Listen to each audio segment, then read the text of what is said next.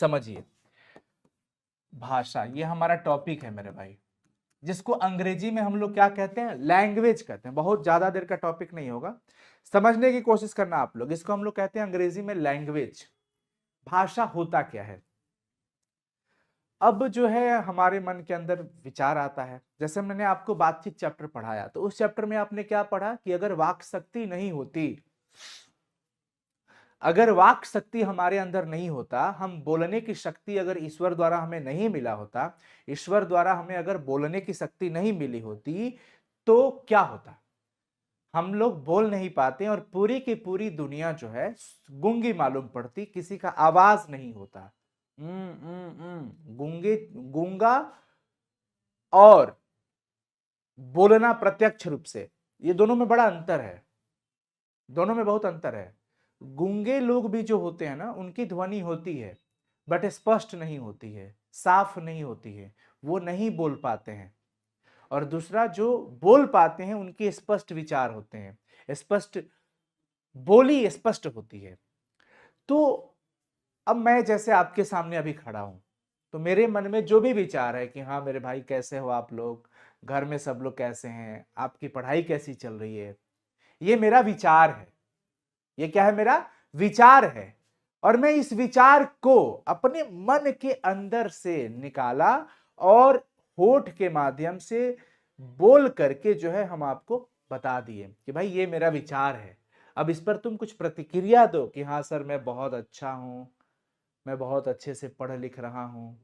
तो मैं इसको बोला, और आपके सामने बोलने का भी जरिया नहीं है, आप आंसर लिख के दे रहे हो। तो भाषा क्या है? लिख कर हो चाहे बोल कर हो, ये एक माध्यम है, हम अपने विचारों को एक दूसरे के साथ साझा करते हैं। तो भाषा क्या हो गया मेरे भाई? भाषा एक प्रकार का माध्यम है विचारों के आदान प्रदान के लिए। विचारों के आदान प्रदान के लिए हम किसका इस्तेमाल करते हैं? भाषा का। तो पहले ये बताओ भाषा क्या है? भाषा को अगर बारे में मैं लिखना चाहूं तो मैं क्या लिखूंगा? आप सब लोग गौर करना। अगर मैं यहां लिखता हूं कि भाषा, तो भाषा के बारे में हम क्या लिखेंगे? भाषा जो होता है, भाषा, भाषा क्या होता है बच्चों? हम जब भी पढ़ते हैं इस भाषा को लेकर के, तो हम क्या कहते हैं कि भाषा जो है ये हमारे विचारों का एक आदान प्रदान का क्या होता है? माध्यम होता है। भाषा विचारों, भावनाओं, सूचनाओं। तो हम क्या लिखते हैं? भाषा विचारों, विचारों जो भी हमारे मन के अंदर विचार हैं, जो भी हमारी भावनाएं हैं, भावनाओं तथा सूचनाओं को आदान प्रदान, मतलब हम भाषा के माध्यम से किसी दूसरे का विचार अपने तक भी लेंगे और अपना विचार भी किसी के साथ साझा करेंगे। आदान प्रदान, आदान प्रदान का माध्यम होती है, आदान प्रदान का माध्यम होती है। आदान प्रदान का क्या होती है मेरे भाई? माध्यम।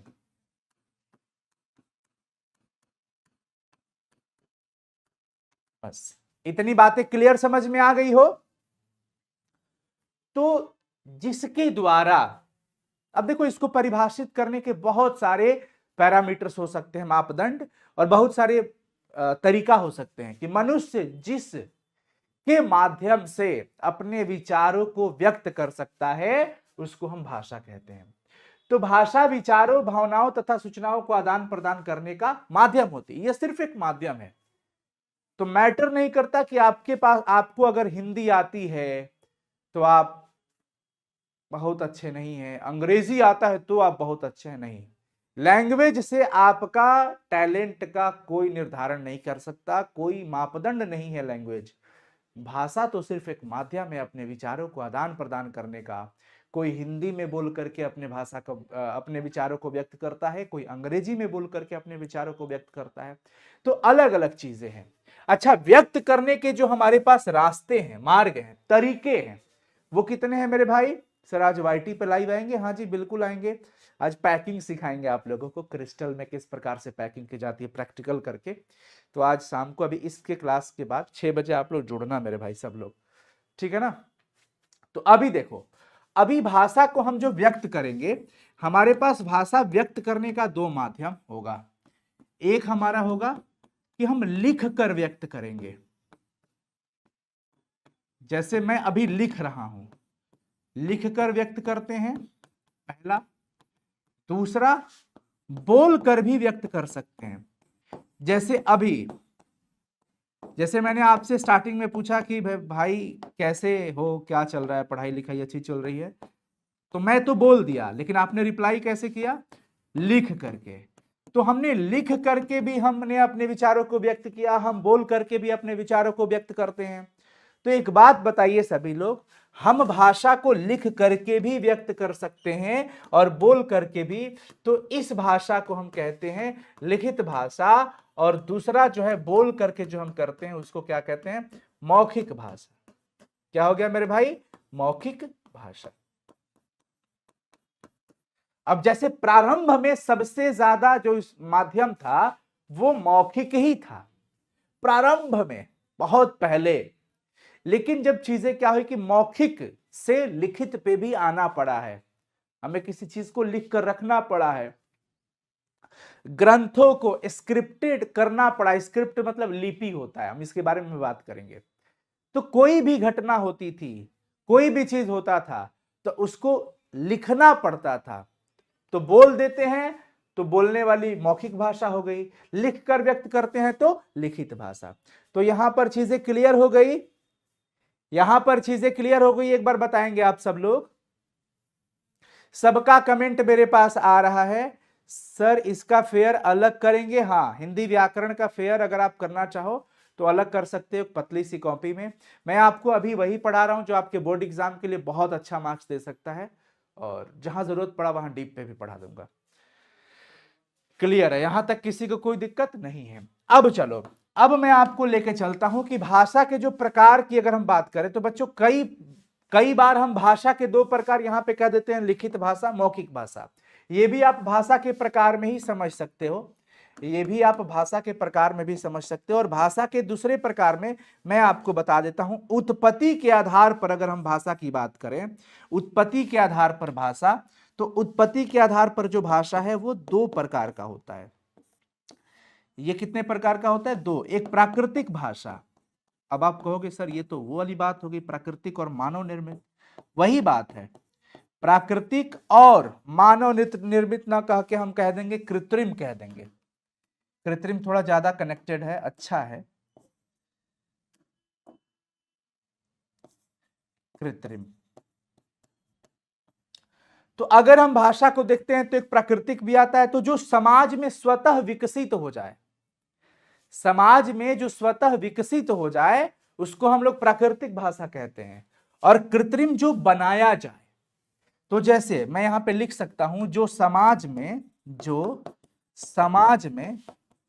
स्वतः विकसित हो जाए, स्वतः विकसित हो जाए। ये समझने के लिए है, ये हर जगह नहीं मिलेगा कि ये भाषा भी प्राकृतिक होने लगा। अरे मतलब ये बात को समझना है, ये प्राकृतिक का मतलब आप समझिए जो स्वतः उत्पन्न हुआ हो, जो स्वतः।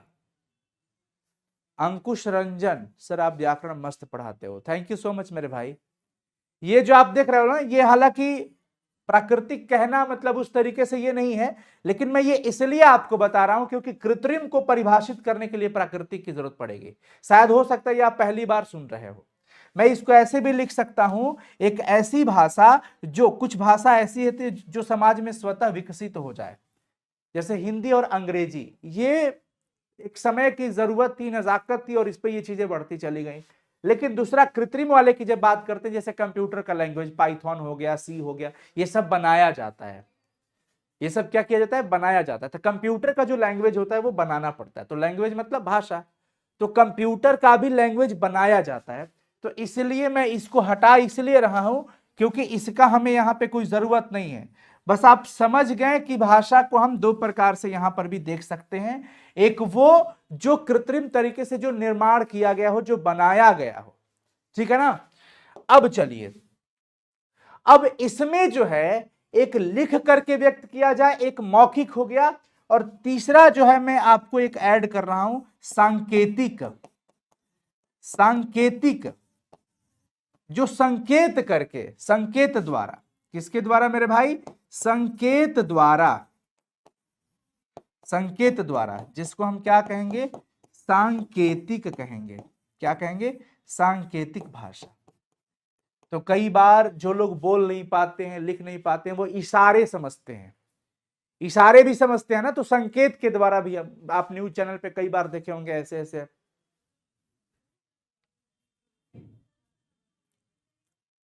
इस तरीके से चीजें चल रही होती है, हमें खुद नहीं समझ में आता पता है, जनरल चीजें समझ में आती है।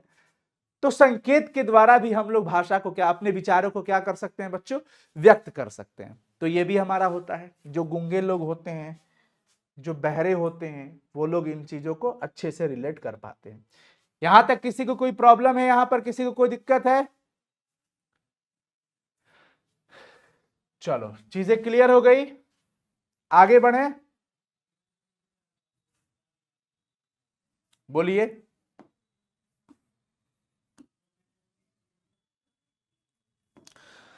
अब चलिए, अब जो होते हैं बच्चों, एक इसमें आता है बोली। क्या आता है? बोली। बोली की बात कर लेते हैं, डायलेक्ट जो कहा जाता है, बोली। बोली अंग्रेजी में क्या कहते हैं? डायलेक्ट।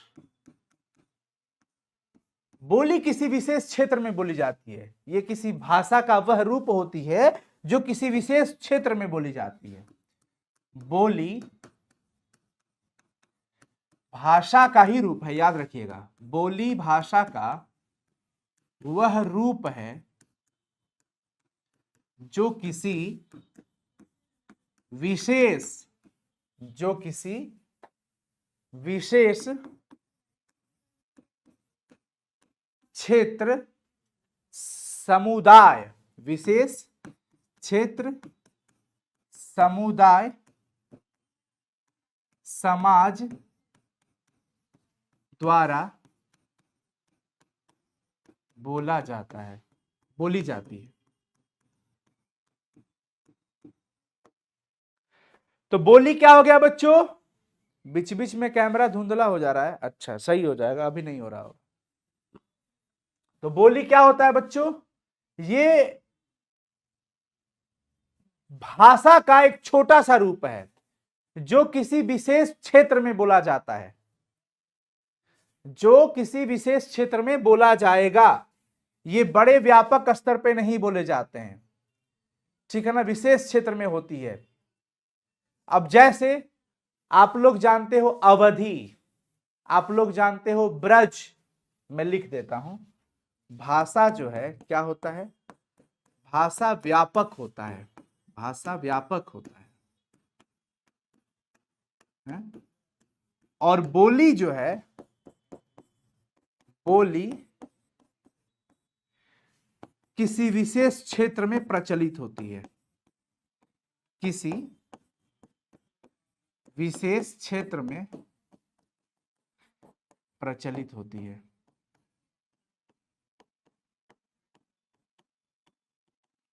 जैसे हम लोग अपने यहां बोलते हैं भोजपुरी वगैरह जो होता है, मगही होता है, मैथिली होता है ना, ये सब चीजें अलग है गया।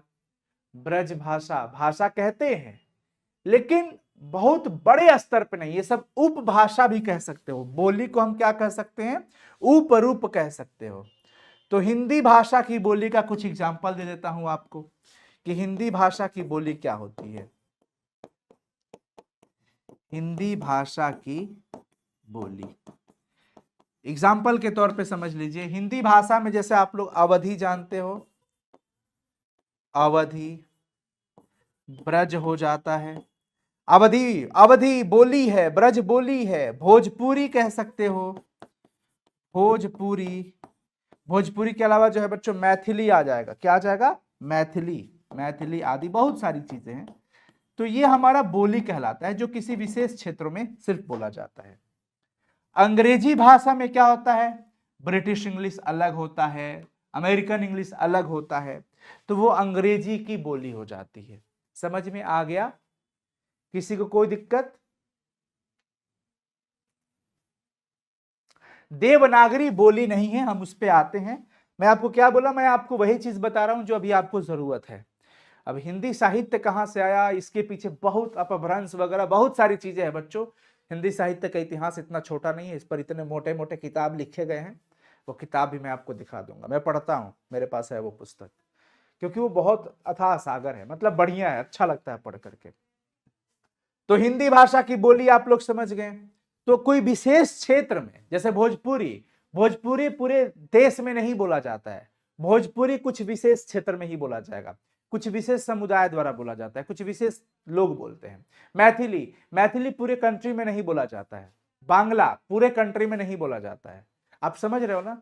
तो वो भी एक हो गया कि भाषा अलग हो गया। भाषा जो बड़े लेवल पे बोला जाए, बड़े स्तर पे, व्यापक स्तर पे भाषा होता है, और जो किसी विशेष क्षेत्र समुदाय में बोला जाए उसको हम लोग क्या कहते हैं? बोली कहते हैं। तो भाषा बोली का बच्चा टाइप का हो गया, जो बहुत छोटे एरिया में रहेगा। अब सुनिए, अब हम जब लिख के व्यक्त करेंगे तो उसके लिए हमें क्या चाहिए? संकेत चाहिए। किसी भी चीज को लिखने के लिए, हाँ मगही वगैरह होता है, हिंदी भाषा है, हिंदी बोली नहीं है, हिंदी बोली नहीं है, हिंदी भाषा है, क्योंकि हिंदी पूरे देश में बोला जाता है। क्लियर है यहां तक चीजें? अब चलो, अब मैं आपको इसी में आगे की तरफ लेके चलता हूं। इसमें बच्चों अब भाषा के कई सारे प्रकार जो है हमें देखने को मिलते हैं, हमें भाषा के कई सारे जो है प्रकार भी देखने को मिलते हैं। हमें भाषा के कई सारे प्रकार, कुछ भेद टाइप के जो होते हैं, एक हम देख लेते हैं भाषा के प्रकार की तरह लिख लेते हैं, भाषा के अन्य प्रकार।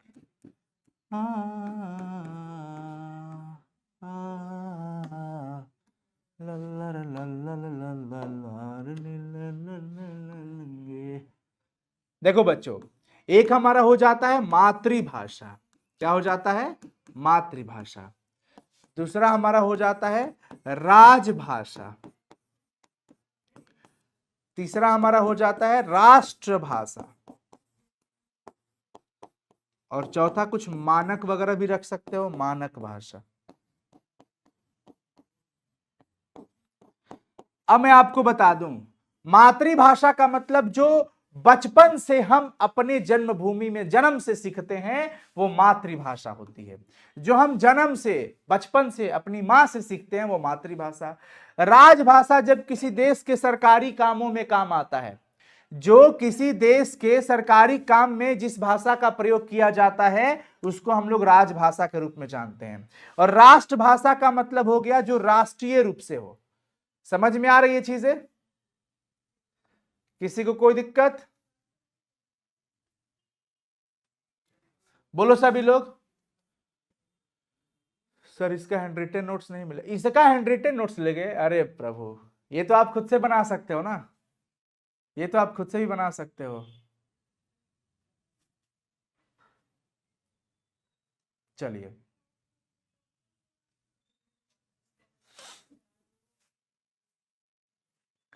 अब यहां पर आती है बच्चों लिपि। क्या आती है? लिपि। लिपि जिसको अंग्रेजी में हम क्या कहते हैं? स्क्रिप्ट कहते हैं। लिपि स्क्रिप्ट कहा जाता है।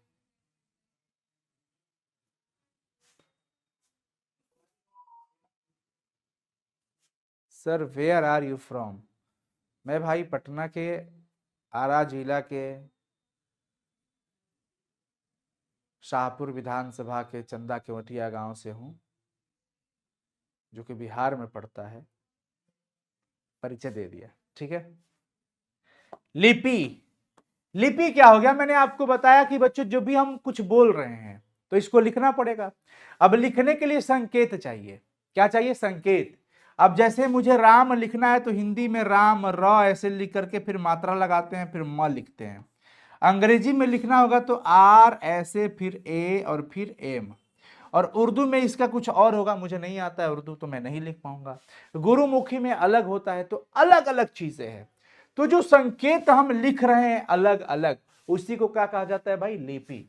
तो लिपि का मतलब क्या हो गया? जो चिन्ह है, जो क्या है, चिन्ह है, संकेत है, ये क्या कहलाता है मेरे भाई, लिपि कहा जाता है। भाषा को व्यक्त करने के लिए जिस चिन्ह या संकेतों का इस्तेमाल किया जाता है उसको हम लोग क्या कहते हैं, लिपि कहते हैं। चलो मानक तो तुम लोग को नहीं पढ़ना है वैसे। मानक जो बच्चों किसी संचार या साहित्य वगैरह के लिए कुछ स्टैंडर्ड जो लैंग्वेज होते हैं उसको मानक कहते हैं। इसको हटा लीजिए आप लोग, इसका फोन। चलिए, तो लिपि में क्या हो गया बच्चों, चिन्ह हो गया, संकेत हो गया। अब लिपि अलग अलग प्रकार की होती है।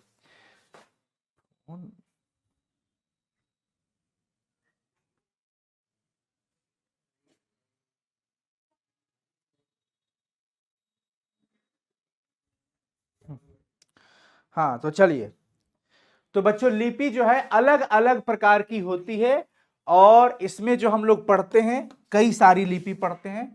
मैं इधर अलग पेज पे बता देता हूं। लिपि में हम जो प्रकार देखते हैं वो हम क्या क्या देखते हैं, लिपि भाषा ध्वनि को व्यक्त करने के लिए जो संकेत या चिन्ह होता है उसको हम लोग क्या कहते हैं मेरे भाई, लिपि कहते हैं। लिपि में हमारे पास देवनागरी लिपि है, देवनागरी लिपि जानते हो आप सब लोग। गुरुमुखी जो पंजाबी भाषा की लिपि होती है लिपि, उसके बाद जो है रोमन, जो है फारसी है, क्या है, फारसी। तो देवनागरी में हम क्या क्या लिख सकते हैं, देवनागरी में हिंदी, मराठी भाषा, संस्कृत,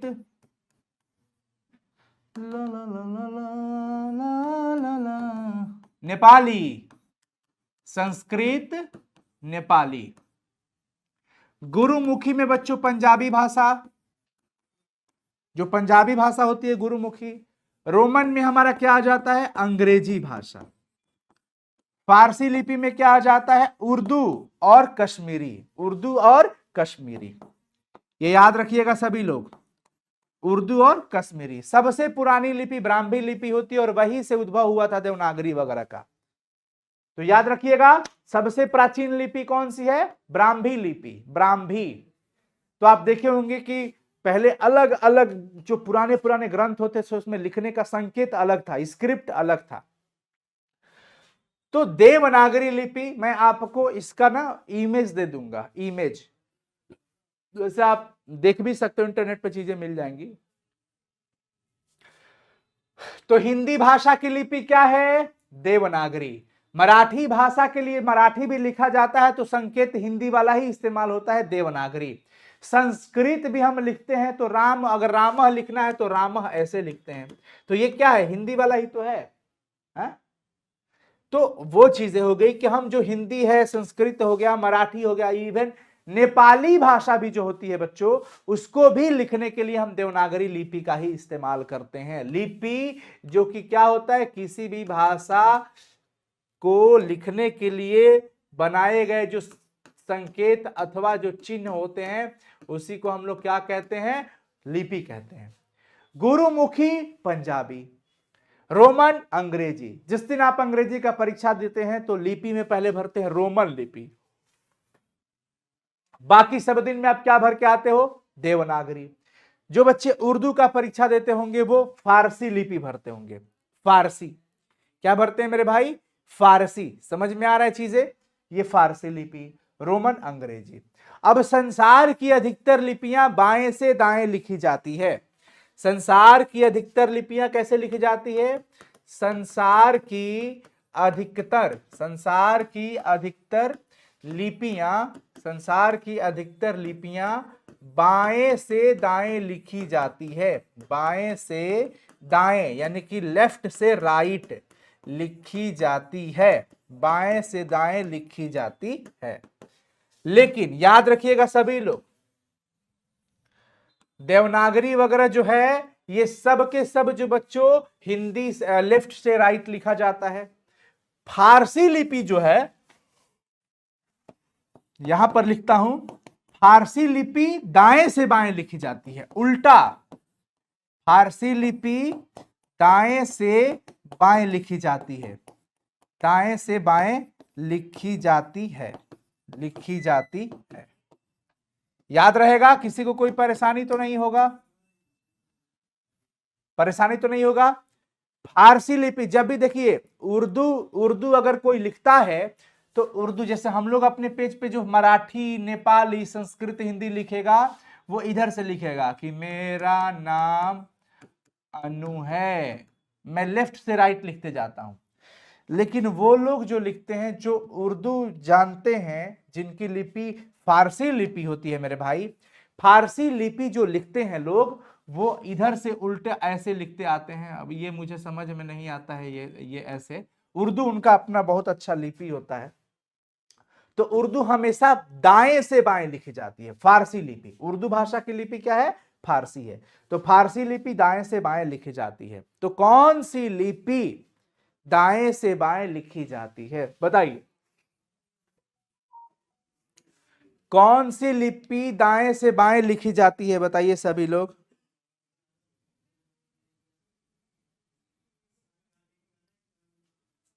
बताइए सभी लोग। क्या हो गया Shreya Kumari? I hit you sir ji. Hit you काहे लिख रही हो मेरी बहन? ऐसा क्या मैंने कर दिया? देखो, ये मत सोचना कि सर मेरा नाम नहीं ले रहे हैं, ऐसा मत सोचना आप लोग। बहुत सारे बच्चे रहते हैं, बाकी हम कोशिश करते हैं कि जिनका नाम हम पढ़ पाए। अब यहाँ हजारों की संख्या में बच्चे पढ़ाई कर रहे हैं, आप लोग पढ़ो मन लगा के। बहुत सुंदर। और संसार की अधिकतर लिपि, जैसे देवनागरी लिपि, देवनागरी लिपि हमेशा कैसे लिखी जाती है बच्चों? बाएं से दाएं। चीनी जापानी भाषा जो होता है ना, वो ऊपर से नीचे लिखा जाता है। चीनी जापानी जो भाषा होता है वो ऊपर से नीचे लिखा जाता है, चीनी जापानी भाषा। याद रखना सभी लोग, यहां पे लिख दूं ये चीज कि जो चीनी जापानी भाषाएं होती है, यहां पे लिख देता हूं, चीनी जापानी भाषाएं ऊपर से नीचे लिखी जाती है। चीनी जापानी भाषाएं ऊपर से ऊपर से नीचे लिखी जाती है, ठीक है ना? और सबसे प्राचीन लिपि अगर कोई है तो वो है बच्चों ब्राह्मी लिपि। कौन सी लिपि? ब्राह्मी लिपि। वहीं से ये सब बने हैं, देवनागरी वगैरह।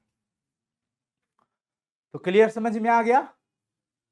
तो यहां से जो सवाल बनते हैं बच्चों, वो एग्जाम में पूछे जाते हैं, और मुझे लगता है कि अब आपको इसमें कोई दिक्कत नहीं होगा। तो हिंदी क्षेत्र एवं बोलियां, इसके बारे में आप सब लोगों को मैं बता दूं कि आज के समय में हमारी हिंदी भाषा जो है बहुत बड़े लेवल पे बोली जाती है, बहुत व्यापक स्तर पर। व्यापक का मतलब विशाल, बड़ा। हिंदी का क्षेत्र अब बहुत व्यापक हो गया है, बड़ा हो गया है। यह बिहार, उत्तर प्रदेश, राजस्थान, मध्य प्रदेश, पंजाब, हरियाणा, हिमाचल प्रदेश, दिल्ली, महाराष्ट्र, बंगाल, इन सभी भारतीय सीमा तक ही सीमित नहीं है। मतलब यहां तक तो है ही, लेकिन इसके अलावा अब ये जो है बर्मा, लंका, मॉरिशस, सुरीनाम, दक्षिण और पूर्वी अफ्रीका तक भी थोड़ा बहुत फैला हुआ है। यानी हिंदी अब यहां भी है। हिंदी खड़ी बोली से विकसित है, लेकिन अलग अलग क्षेत्रों में इसकी बोली में थोड़ी बहुत भिन्नता जरूर है। खड़ी बोली से हिंदी का विकास हुआ है। कहां से हुआ है मेरे भाई? खड़ी बोली से। सर एक दिन में 10 क्लास कर सकते हैं? कर सकते हो, बिल्कुल कर सकते हो भाई, कर सकते हो, आपकी मर्जी है मेरे दोस्त। देखो भाई, सारा सब्जेक्ट तो पढ़ाना ही पड़ेगा, सारा सब्जेक्ट तो पढ़ाना पड़ेगा। मैं हिंदी को सोचा था अल्टरनेट रखूं, लेकिन फिर भी आप लोगों का हिंदी को पढ़ाई नहीं हो रहा है सर, अनु सर कहाँ चले गए हैं सर। तो मैंने कहा ठीक है, हिंदी भी कंटिन्यू करते हैं। कंटिन्यू तो था ही, हाँ? तो सारा सब्जेक्ट तो पढ़ना पड़ेगा। तो यहां पर ध्यान दीजिए सभी लोग, हिंदी खड़ी बोली से विकसित हुई है। हिंदी कहां से विकसित हुई है मेरे भाई? खड़ी बोली से। आगे चलिए, अलग अलग क्षेत्रों में थोड़ा बहुत अलग देखने को मिलता है। यहां बोली और भाषा के अंतर को समझना जरूरी है। घरेलू या क्षेत्रीय भाषा को बोली कहा जाता है और साहित्यिक भाषा को भाषा कहा जाता है। मैंने आप लोगों को बताया था कि प्यारे बच्चों, भाषा व्यापक स्तर पे, बड़े स्तर पे, बड़े क्षेत्रों में बोली जाती है, लेकिन बोली क्षेत्रीय भाषा होती है। क्षेत्रीय भाषा को ही बोली कहते हैं। अपने माटी पर बोला जाता है, अपने मतलब देख रहे हैं ना कि घरेलू या क्षेत्रीय भाषा को हम क्या कहते हैं मेरे भाई, बोली कहते हैं। जैसे एक एग्जाम्पल इन्होंने ऐड किया है कि मुझे भी चाय दीजिए, यह हिंदी भाषा जरूर है, यानी हमरो के चाय द हो, ये क्षेत्रीय भाषा हो गया। हम लोग आपस में घर में बात करिए जानू कि आज क्या खाना बनी मम्मी घर में, एगो हो गया कि आज क्या खाना बनेगा, तो हिंदी हो गई आज क्या खाना बन रहा है, आज क्या खाना बनी हो, कुछ बुझाते नहीं है, सब्जी का बा। ये हम लोग का अपना घरेलू बातचीत है, घरेलू या क्षेत्रीय हमारा भाषा है, जिसको हम लोग क्या नाम देते हैं, बोली कहते हैं। इसको क्या कहते हैं, बोली। हिंदी की बोलियों को अध्ययन की दृष्टि से 5 भाग में बांटा जा सकता है। कितने भागों में भाई, 5 भागों में बांटा जा सकता है, 5 भागों में बांटा जा सकता है। विक्रम कुमार क्या कह रहे हैं, सर मनु सर मैथ नहीं पढ़ाएंगे तो हम नहीं पढ़ेंगे। अरे मेरे भैया ऐसा बात मत समझिए, मनु सर आप लोगों की रिवीजन करा देंगे, प्रैक्टिस कराएंगे, क्वेश्चन कराएंगे, टेंशन मत लीजिए। मुझे तो सबका देखना पड़ता है ना। देखो, पूर्वी, पश्चिमी, राजस्थानी, बिहारी और पहाड़ी हिंदी। तो हिंदी की बोली को हमने 5 प्रकार में देखा। हिंदी की जो बोली है, पूर्वी अलग होती है, पश्चिमी अलग, राजस्थानी, बिहारी और पहाड़ी हिंदी। पूर्वी हिंदी में कौन कौन सी बोली आती है, देखिए अवधी हो गया, बघेली हो गया, छत्तीसगढ़ी हो गया, ये सब पूर्वी हिंदी में आता है। अवधी भाषा में तुलसी जी के द्वारा देखिए रामचरितमानस देखने को मिलता है। मलिक मोहम्मद जायसी जी के द्वारा पद्मावत की रचना देखने को मिलता है। तो आपसे अगर पूछा जाए कि मलिक मोहम्मद जायसी जी ने किस भाषा में अपने रचनाओं को लिखा है, तो क्या कहिएगा, अवधी में। किसमें भाई, अवधी में। अवधी, अवधी भाषा में तुलसी जी का रामचरितमानस है, और इसी भाषा में मलिक मोहम्मद जायसी जी, इनका नाम तो आप लोग सुने ही होंगे, मैंने यूट्यूब पे क्लास लिया था, कड़बक, हिंदी की पहली क्लास, मलिक मोहम्मद जायसी जी की पहली कविता कड़बक, जो कि पद्मावत का हिस्सा था, पद्मावत से लिया गया था। और पद्मावत स्वयं किस भाषा में लिखी गई है, अवधी भाषा में लिखी गई है। चलिए आगे आ जाइए। ये पूर्वी हिंदी आपने देख लिया। पश्चिमी हिंदी अब आप देखिए, पश्चिमी हिंदी में जो बोली आती है उसमें आ जाता है ब्रज भाषा, खड़ी बोली, हरियाणवी आ जाता है, बुंदेली आ जाता है, कन्नौजी आ जाता है, ये सब आ जाता है। अब ब्रज भाषा में देखिए सूरदास जी, नंददास जी की कृष्ण भर्ती से सरोबार उत्कृष्ट काव्य रचनाएं हैं। खड़ी भी बोली विशेष करके दिल्ली में, मेरठ में, गाजियाबाद साइड में, सहारनपुर वगैरह में आसपास में बोली जाती है खड़ी बोली। राजस्थानी हिंदी देखिए, राजस्थान में जो प्रयुक्त बोली होती है, वहां के आसपास के क्षेत्रों में जो बोली जाती है, जैसे मारवाड़ी हो गया, मेवाड़ी हो गया, मेवाती हो गया, हाड़ौती हो गया, ये सब राजस्थानी हिंदी हो जाता है बच्चों। ये कौन सी हिंदी हो जाता है, राजस्थानी हिंदी हो जाता है। समझ में आ गया सर, ये लिखना है, हाँ लिख लेना, नोट्स में लिख लेना। बिहारी हिंदी, जो हम लोग के यहाँ बिहार और झारखंड में इस्तेमाल किया जाता है, बिहार तथा झारखंड प्रदेश में जो बोली आती है उसको बिहारी हिंदी कहा जाता है। मगही हो गया, जो प्रमुख है, मगही, भोजपुरी, मैथिली, यही सब न होता है जी। मैथिली के आदि कवि किसको कहा जाता है, विद्यापति जी को, और इन्हीं की जो प्रसिद्ध रचना है पदावली, वो मैथिली में ही लिखा गया है। अंगिका और ब्रजका, अंगिका और बच्चका बोली भी जो है इसी के अंतर्गत आता है। उसके बाद आ जाता है बच्चों पहाड़ी हिंदी, जो हिमाचल, पहाड़ी हिंदी मतलब पहाड़ के क्षेत्र में, पहाड़ी साइड में, तो हिमाचल की जो बोली होती है मंडियाली होती है, गढ़वाल की जो बोली है गढ़वाली होती है, कुमाऊं की जो बोली है कुमाऊनी होती है। ये सब पहाड़ी हिंदी कहलाती है, पहाड़ी क्षेत्रों में बोली जाती है, पहाड़ी इलाकों में जो लोग रहते हैं वो। सर जी हम मगही वाले हैं, हाँ ठीक है, सबका अपना अलग अलग है। चलिए तो यहां पर चीजें क्लियर हो गई। अब आगे देख लो आप, पहले एक बार फिर से देख लीजिए कि पूर्वी हिंदी में क्या क्या आता है, अवधी, बघेली, छत्तीसगढ़ी, ये सब जो आता है पूर्वी में। पश्चिमी में आ जाएगा ब्रजभाषा, खड़ी बोली, हरियाणवी, बुंदेली, कन्नौजी। राजस्थानी में राजस्थान वाला आ गया। बिहारी हिंदी में आपको समझ में आ गया ये सब, और पहाड़ी में पहाड़ी वाला। इस आधार पर मैं आपसे एक क्वेश्चन लेना चाहूंगा, इस आधार पर मैं आपसे एक क्वेश्चन पूछना चाहूंगा कि सही जोड़े बनाएं। इसमें मिलाना है। पूर्वी हिंदी में क्या आने वाला है बताइए सभी लोग। पूर्वी हिंदी से किसका मैच करोगे आप, पश्चिमी हिंदी से किसका करोगे, बताओ। क का सही जवाब इसमें से क्या होगा, क का सही जवाब क्या होगा सभी लोग बताइए। मैंने एक्स्ट्रा में कंप्यूटर साइंस लिया था, उसकी तैयारी कैसे करें। कंप्यूटर साइंस का तैयारी आप कोई बुक खरीद लो, या इवन मैं कह सकता हूँ अपना जो डिजिटल प्लेटफॉर्म का इस्तेमाल कर लो, जो कंप्यूटर साइंस पढ़ाते होंगे, है ना, जहां से कंटेंट मिल जाए। 3 नंबर कोई कह रहा है, कोई 5 नंबर कह रहा है। देखिए जी, पूर्वी हिंदी, पूर्वी हिंदी में मैंने आपको बताया बच्चों कि इसमें रामचरितमानस मलिक मोहम्मद जायसी जी दिख रहे हैं। अवधि बोली है तो अवधि वाला, तो इसमें कहीं अवधि का चर्चा किया है, तो यहां पर रामचरितमानस यहां पे दिख रहे हैं। तीसरा से मैच करा दिया।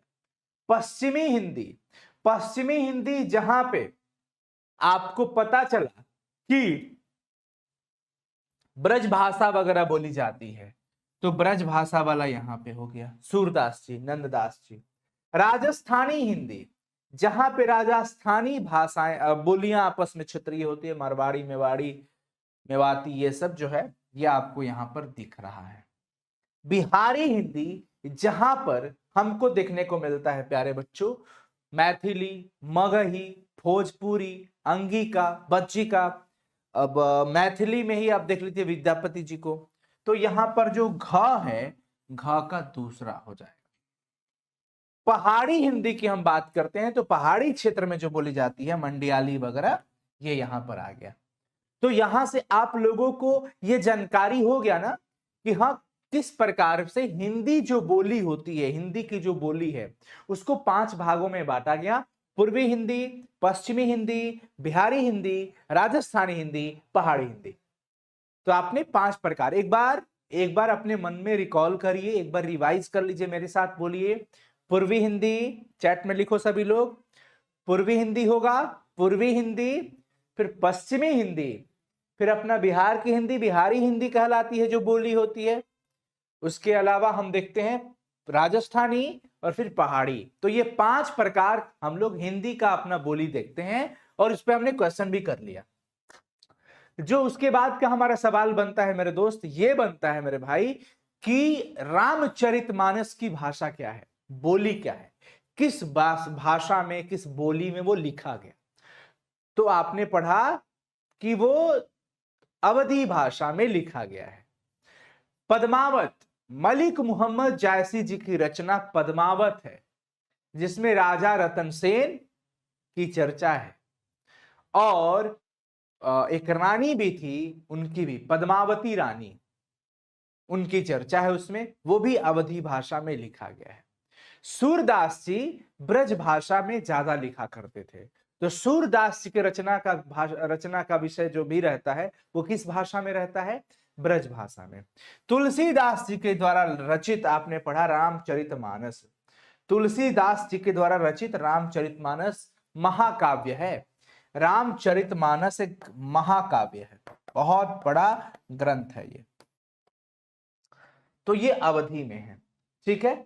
उसके बाद मैथिली कवि विद्यापति जी की प्रसिद्ध रचना जो है, जो पदावली है, वो मैथिली में ही लिखा गया है। और पहाड़ी हिंदी में कौन कौन सी बोलियां आती है आपको पता होना चाहिए। गढ़वाल की बोली क्या होती है, गढ़वाली। हिमाचल की बोली मंडियाली। कुमाऊं की बोली कुमाऊनी। ये सब जो है आपको याद रखना है। अब आइए भाषा, एक सवाल मैं ऑब्जेक्टिव के रूप में आपसे लेना चाहूंगा कि भाषा में, एक बार इस पे आप लोगों को क्विज की तरह भी मैं आपसे पूछ सकता हूं कि इसका सही जवाब क्या है। चलिए सभी लोग बताएंगे, देखता हूं कितने बच्चे सही जवाब बता रहे हैं।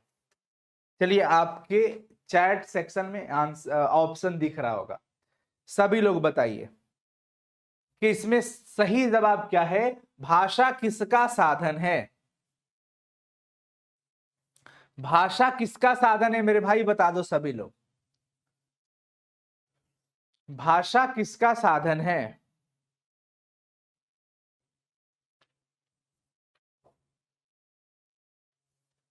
सर आप हमसे नाराज हैं क्या, मैं किसी से नाराज नहीं होता हूं मेरे भाई, आप सब लोग मेरे करीबी हो, मेरे दिल में हो, रहोगे हमेशा।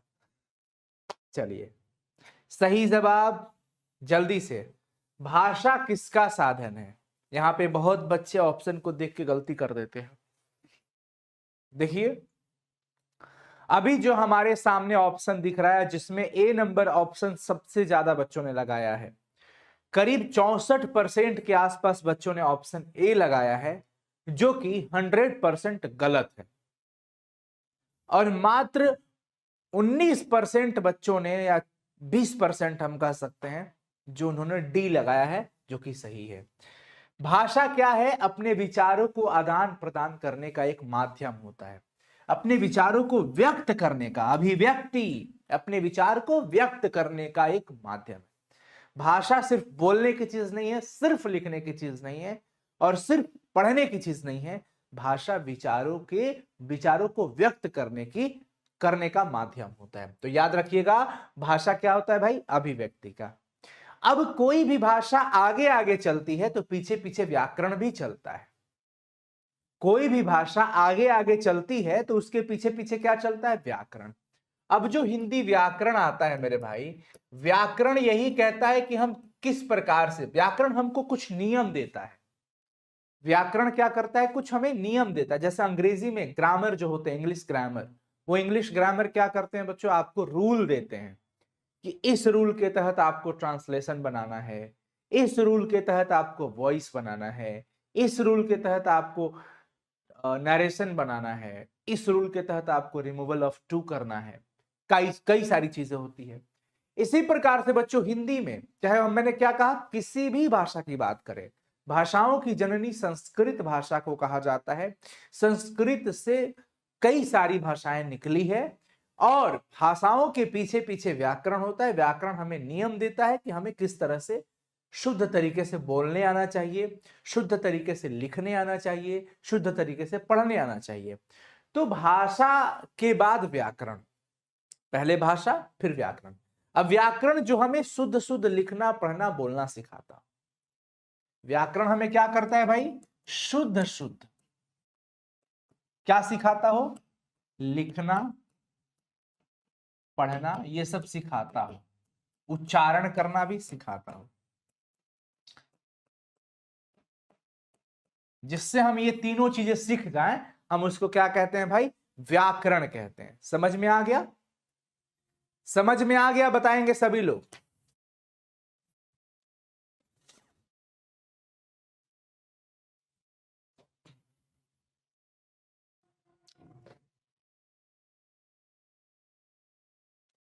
चलिए, क्लियर? यहां तक चीजें क्लियर हो गई? अब चलो, अब व्याकरण को बच्चों हम लोग यहां पर जो पढ़ते हैं, तो हम अलग अलग व्याकरण में जो है प्रकार पढ़ते हैं, जिसमें सबसे पहले हमारा आता है वर्ण विचार, ऑर्थोग्राफी जिसको कहा जाता है। फिर हम पढ़ते हैं शब्द विचार, फिर हमारे पास वाक्य विचार भी आता है।